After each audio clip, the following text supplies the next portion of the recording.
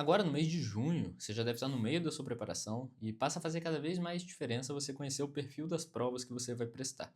Nesse vídeo eu vou falar de uma característica da prova da Unifesp que pode fazer toda a diferença entre você ser aprovado e você não ser aprovado, que é algo que é completamente distante de todas as outras provas, incluindo as outras provas de São Paulo. Esse vídeo vai te ajudar se você já tiver passado dos 70%.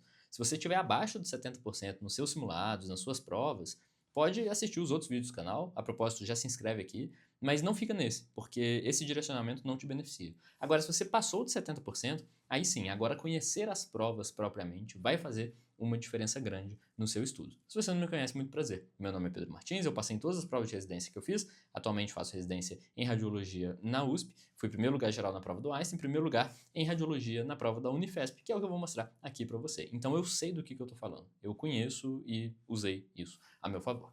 Veja só, na Unifesp eu selecionei aqui 10 questões de preventiva para te mostrar como que esse padrão é diferente e como que existe um assunto que cai mais do que qualquer outro assunto na prova inteira. Isso aqui vale mais do que o bônus de MFC, que se você pensar, por exemplo, que o bônus de MFC para quem tira 70 vai para 77, aqui são 10 questões, né? São 10 pontos. Então isso aqui neutraliza a diferença sua para uma pessoa que tem o bônus, por exemplo, ou até supera. É o que mais vai aumentar a sua nota, sem dúvida, se você começar a prestar atenção nisso agora, que é o conhecimento de epidemiologia clínica e medicina baseada em evidências. Veja essa questão. Estima-se que o R0, Basic Reproductive Number de uma doença respiratória emergente, cuja transmissão se dá por meio de gotículas, é igual a 4. Há uma vacina contra essa doença capaz de induzir soroconversão em 100% dos vacinados. Para que não ocorra uma epidemia, qual a porcentagem mínima da população que deverá ser vacinada? O que você precisa saber aqui para essa questão? Você precisa saber o que é o R0 e precisa saber que existe uma relação, né, entre o R0 e essa proporção. Nesse caso aqui, se a soroconversão acontece em 100% dos vacinados, é como se você tivesse que pensar assim, pô, se uma pessoa vai passar, vai fazer, né, com que tenha 4 doentes, como que eu faço com que uma pessoa só passe para um e não para 4? Eu tenho que vacinar, assim, 75% da população, né, porque eu diminuiria em 3/4 o número de pessoas contagiadas. Existe uma formulinha e tudo mais, mas a lógica que você tem que saber de fato é essa. E se você sabe aplicar isso, pronto, seu problema está resolvido. Aí você pode revisar através das habilidades, né, do nosso algoritmo, da fração da população a ser vacinada, 1 menos 1 sobre R0, etc. Enfim, aí você vai seguir aqui, você vai ver os cards que a gente tem sobre imunidade de rebanho, acrescentar eles ao seu deck, mas o que eu quero te mostrar é, eles cobram tudo de forma um pouco mais específica e uma abordagem um pouco mais quantitativa do que as outras provas. Agora, a discussão sobre o diagnóstico, né? Então, eu vou falar sobre prevenção quaternária e é justamente esse o gabarito. Veja, segunda questão sobre epidemiologia clínica, essa aqui mais perto do que a gente costuma estudar para outras provas, então não vou nem gastar muito tempo nela, mas vamos para o próximo. Ó, questão de desenhos de estudo, na mesma prova. Questão sobre características do caso-controle. Em um estudo tipo caso-controle, qual é a vantagem de se utilizar em casos prevalentes ao invés de casos incidentes? Selecionar muitos casos em pouco tempo? Sim, né? O prevalente, a diferença do prevalente para o incidente é exatamente essa. O prevalente já existe e o incidente ainda não existe. Então você consegue selecionar mais casos em menos tempo. Estimar a prevalência? Não, no caso controle você não estima a prevalência. Minimizar a ocorrência de viés de recordação? Nada a ver, né? Selecionar prevalente versus incidente não vai mudar isso. Estimar, na verdade vai prejudicar, né? Estimar a incidência da doença estudada? Não, né? Você não estima nem prevalência nem incidência com o caso controle. Então selecionar muitos casos em pouco tempo. Ok, diferenciou casos prevalentes de incidentes com base no critério do tempo? Exatamente o que eu falei, né? Associou o uso de casos prevalentes, a vantagem de selecionar a amostra de estudo de forma mais rápida, sim. Descartou a estimativa de prevalência e incidência como um objetivo dos casos controle? Sim, exatamente o que eu falei também. Descartou a minimização do viés de recordação como uma vantagem, ao reconhecer que o uso de casos prevalentes pode agravar esse tipo de viés? Sim, né? Porque o incidente, na verdade, ele vai lembrar mais, porque ele não tinha e passa a ter. Você acaba capturando informação mais perto da ocorrência. E aí você vem aqui embaixo e acrescenta os cards, né, no seu deck para você lembrar, para você não esquecer. Ok, mas vamos para a próxima questão. O ponto que eu quero te mostrar aqui é o seguinte, olha só, a gente está indo para a quarta questão de medicina baseada em evidências e epidemiologia clínica na prova da Unifesp. Não é como se não caísse, não é como se fosse assim, ah, pô, é super difícil, vai cair em uma, duas questões, como cai em toda a prova, então talvez eu erre, talvez eu acerte, não vale a pena estudar. Não, isso aqui é mais importante do que trauma, isso aqui é mais importante do que infecção de viário superior na pediatria, na prova da Unifesp. E, de fato, é um tema importante para a prática médica, né? Lá na Unifesp, particularmente, eles têm um departamento de medicina baseada em evidências muito forte. Eles têm, inclusive, assim, um doutorado em medicina baseada em evidências. Então, isso te dá uma ideia do tamanho da relevância que isso tem para a instituição. Então você tem que pensar nisso, não dá pra você ir na prova sem pensar isso. Se você for honestamente pra prova do Unifesp sem saber MBE, é melhor você nem fazer a prova, porque, enfim, ir com 10 questões de desvantagem você já tá fora. Qual dos objetivos abaixo é mais provável de ser atingido em estudo epidemiológico do tipo caso-controle? Veja que enquanto essa questão aqui é uma questão que dá pra você raciocinar, essa questão aqui dá pra raciocinar também, essa aqui já ela fica um pouquinho menos amigável, né? Por que que ela fica menos amigável? Porque ela depende de você ter repertório de verdade, não é aquela questão interpretativa que você lê o enunciado e a partir do enunciado já consegue chegar na resposta. Nesse caso aqui, avaliar a efetividade de vacina é possível com estudo caso-controle. É um pouco controverso, assim, na verdade não é controverso, né? É ponto pacífico que isso é possível, mas isso é contra-intuitivo, é contra a noção real que a gente tem dos estudos caso-controle, que fala assim, pô, não dá para avaliar tratamento com estudo que não seja ensaio clínico randomizado. Na verdade dá, só é um pouco mais difícil. E os estudos caso-controle servem para isso, incluindo estudos caso-controle brasileiros, conduzidos por pesquisadores aqui da Fiocruz, por exemplo, que fizeram exatamente esse tipo de avaliação. Então isso aqui sem repertório você não sabe. E vai além da medicina baseada em evidências que os cursinhos ensinam nas aulas. Agora a próxima questão, estudo de coorte, metade das pessoas são expostas a um fator de risco. Nesses expostos, o risco de morrer em 10 anos foi 10%, enquanto nos não expostos foi 5%. Havendo causalidade na associação entre exposição ao fator de risco e morte, que proporção do total de mortes poderia ser evitada se o fator de risco fosse eliminado nessas pessoas? O que aconteceria aqui, né? Então, nos expostos, o risco foi 10%, nos não expostos foi 5%. Então, foi metade, metade, então esse 10% vira 5%, esse 5% vira 7,5%. Desse 7,5%, na verdade aqui, ó, se eu tirasse a exposição ao fator de risco de todo mundo, né, aqueles 5% virariam 2,5%. Então, os 7,5% virariam 5%, com isso, 1/3, né, seria o que diminuiria. E aí existe a fórmula, né, para você saber a fração do risco atribuível populacional, mas o que eu quero te mostrar não é a fórmula, é a importância de você saber epidemiologia de um ponto de vista avançado e de um ponto de vista talvez um pouco mais quantitativo do que nas outras provas. Isso, claro, se a Unifesp for uma prova prioritária para você. Se ela for mais uma prova que você vai fazer, enfim, aí não importa. Assim, se você não fizer questão de passar. Agora, se você faz questão de passar, você tem que saber essas coisas. Não tem jeito. Não entendeu? Tudo bem. Aí você vem, né, lê a resolução, entende a fórmula, coloca os flashcards no seu baralho, enfim, para você não perder isso mais. Só que você já está percebendo que até aqui já foram 5 questões. 5 questões já diferenciam 70 de um 65. Isso é muito grande. Eu tirei 79 nessa prova. Muita gente que tirou aí 65, 70 não passou. Se eu não soubesse MBE, eu teria tirado uns 71, 72. Eu acho que ainda daria, porque realmente minha nota foi bem alta nessa prova. Mas não dá para relaxar, não. Em um estudo de pesquisa, a idade dos participantes era 26 anos, mais ou menos 5 anos, média desvio padrão. Qual das afirmações a seguir é correta? Que essa questão que cobra é você saber o quê? Que o Z-score, né, ou seja, quantos desvios padrão longe da média aquela pessoa tá, o Z-score, quando você faz mais 2 e menos 2, entre eles você tem 95% da população. Você deve lembrar dessa tabelinha, você viu alguma vez na aula de estatística na faculdade. Então, aproximadamente 95% dos participantes vai ter entre 16 e 36, que é o quê? 26 menos 10, né, que é 5 vezes 2, e 26 mais 10, que é 5 vezes 2 também, né?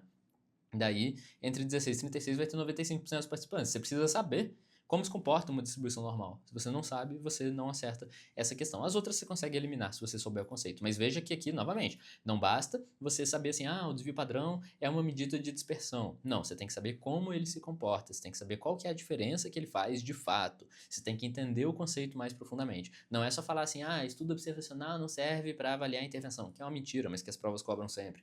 Não basta isso para a Unifesp. Na prova da Unifesp, você tem que saber medicina baseada em evidências em um nível mais avançado.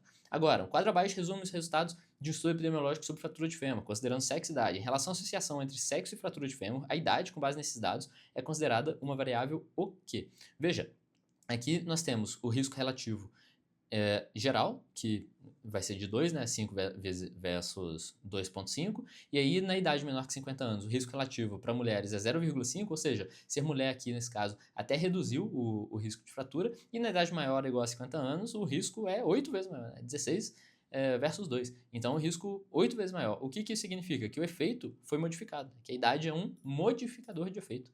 Esse é um conceito na epidemiologia, quando a gente analisa uma interação, que a gente tem uma variável que modifica o efeito da outra. Um grande exemplo disso é o tempo no efeito da trombólise no AVC, por exemplo. O tempo é um modificador de efeito. Quanto menos tempo desde o ictus o paciente tiver, maior é o efeito da trombólise. Nesse caso aqui, quanto menor a idade, menor é a associação de ser mulher com o risco de fratura.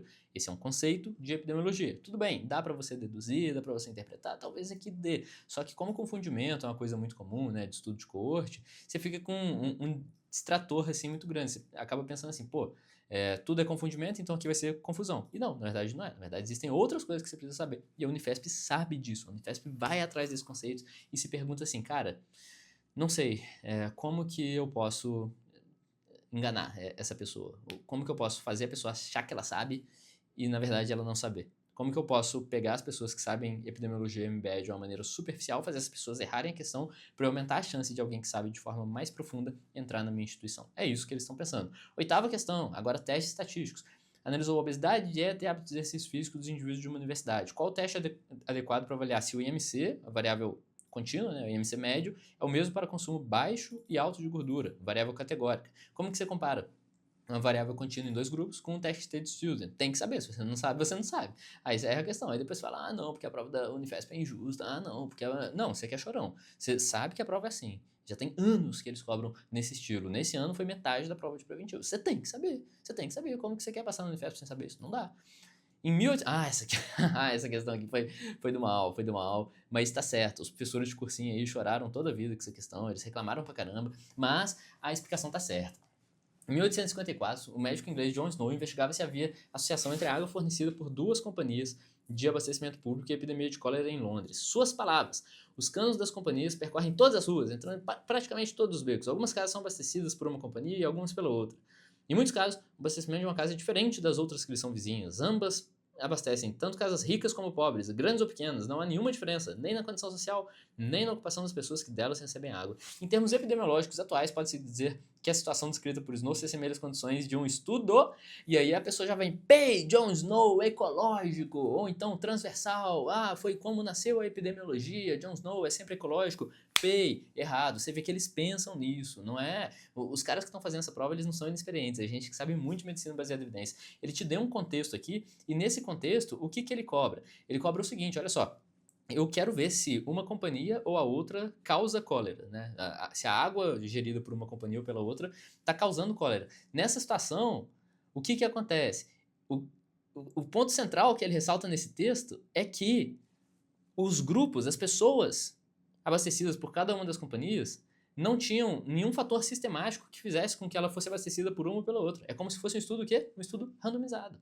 A condição social é igual, as regiões são iguais, é tudo igual. Foi mais ou menos aleatório a forma como foi definido quem seria abastecido por qual delas. E por isso o gabarito é um estudo experimental. Contraintuitivo? Sim, eles sabem que toda vez que você vê John Snow você marca ecológico, porque todas as outras questões de fato cobram isso. Só que eles sabem o conteúdo de uma maneira muito aprofundada. E você tem que realmente ler o enunciado. A Unifesp não usa gatilho em medicina baseada em evidência. Esse negócio assim, se tal coisa, então tal coisa. Não, eles querem que você pense, beleza? E você tem que ir com esse mindset para a prova, porque senão você vai perder um monte de questão. Última questão. O estudo de Koch detectou a incidência de 24% da doença D entre expostos a um fator de risco. Sabendo que o exame diagnóstico para detectar essa incidência tinha sensibilidade de 100% e especificidade de 80%, qual teria sido a verdadeira incidência de D nessa coorte?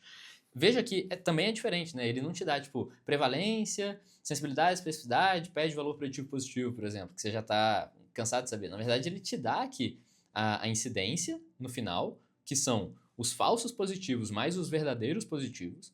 E aí, a partir dessa incidência, da sensibilidade e da especificidade, ele te pede qual que é a prevalência verdadeira. Ou seja, ele vai te dar aqui esses 24%.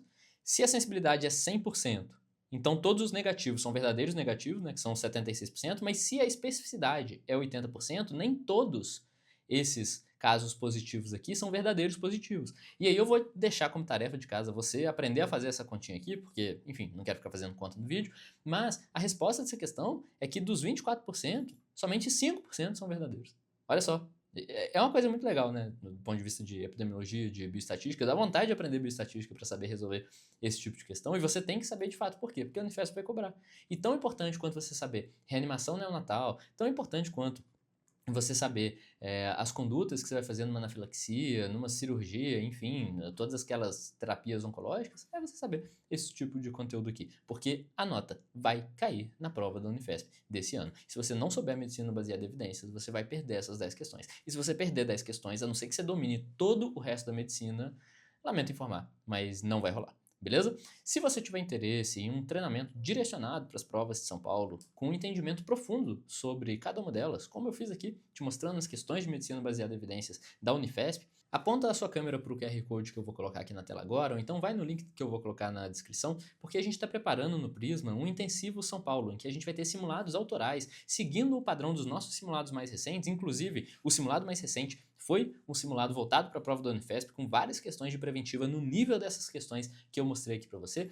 E aí a gente vai fazer simulados direcionados para cada uma das bancas. E se você quer passar nas provas de São Paulo, não tem nada melhor do que simulados feitos por quem passou em todas as provas. Passei no Einstein, passei no Círio, passei na USP, passei no Unicamp, passei no Unifesp, na Unesp, na Santa Casa, direcionado para você que almeja passar nesses lugares. O QR Code está aqui na tela, não deixa de se inscrever, porque aí eu vou te mandar uma mensagem quando a gente abrir as inscrições. Se você tiver qualquer dúvida sobre a preparação ou sobre o Prisma, comenta aqui nesse vídeo também, porque vai ser um prazer te ajudar. Não deixe de se inscrever no canal e curtir se esse vídeo tiver sido útil para você, porque isso me motiva a continuar. Conheça meus outros vídeos e tchau, tchau. Até a próxima.